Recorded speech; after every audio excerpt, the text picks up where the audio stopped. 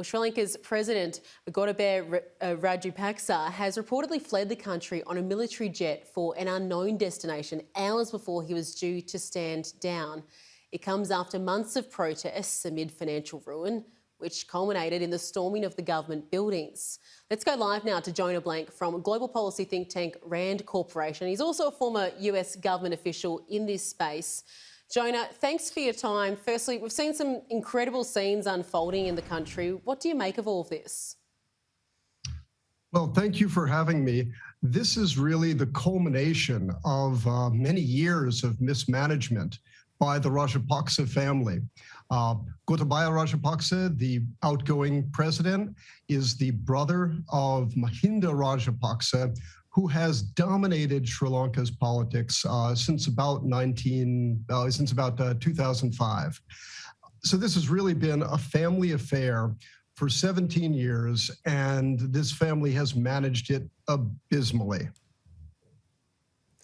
Now, we have seen Reuters reporting that the president didn't hand in his resignation before fleeing the country. What impact would you expect this has on the transition of power?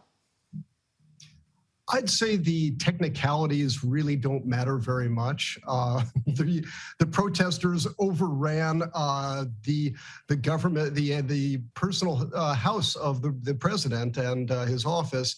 So I think really the technicalities are not what matter here. The real problem is that there isn't an obvious candidate to replace any of the Rajapaksas. The current prime minister, who under the Constitution is likely to become the president automatically, is Ranil Wickremesinghe. Technically an opposition leader before a few months ago, but really so deeply implicated now that the protesters are demanding his resignation as well.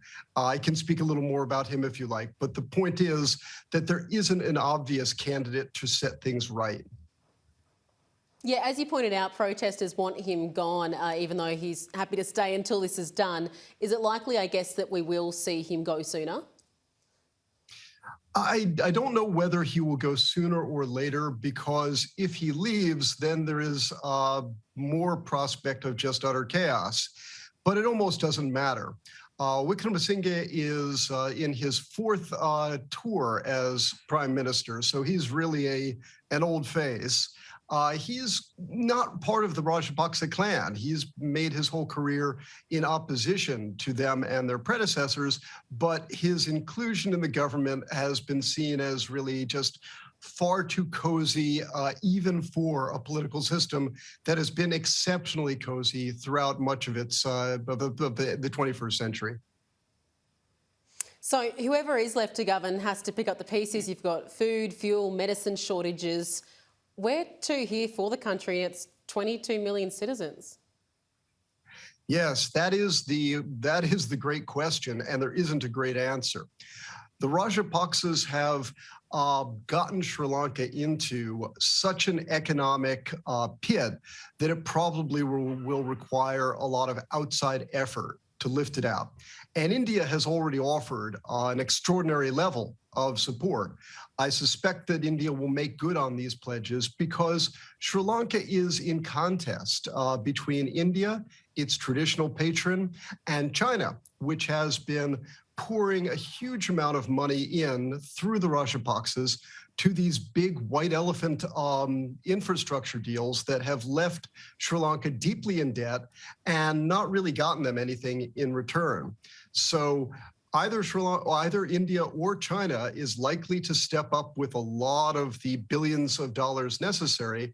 I suspect it will be India, but if China wishes to make a play, there actually could be a contest here.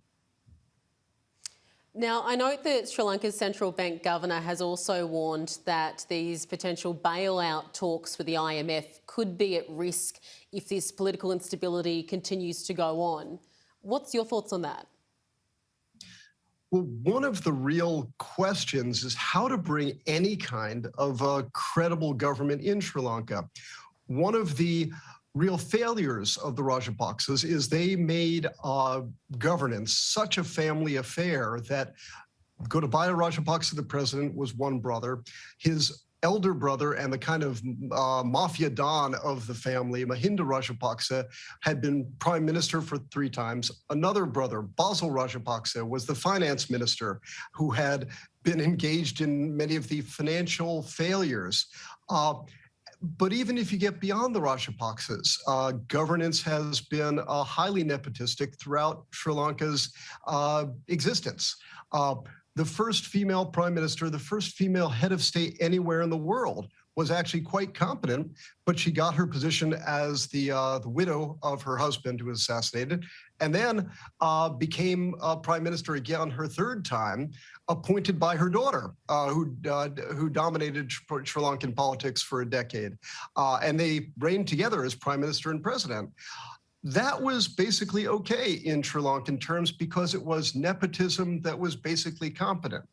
Under the Rajapaksas, you have nepotism that is utterly incompetent.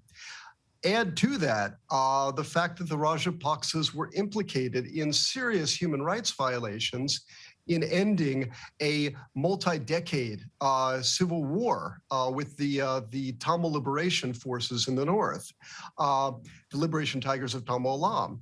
And you get just a wasteland of competent governance. So it's very difficult to see who steps into this void. Jonah Blank, thank you so much for your time today. Thank you for having me.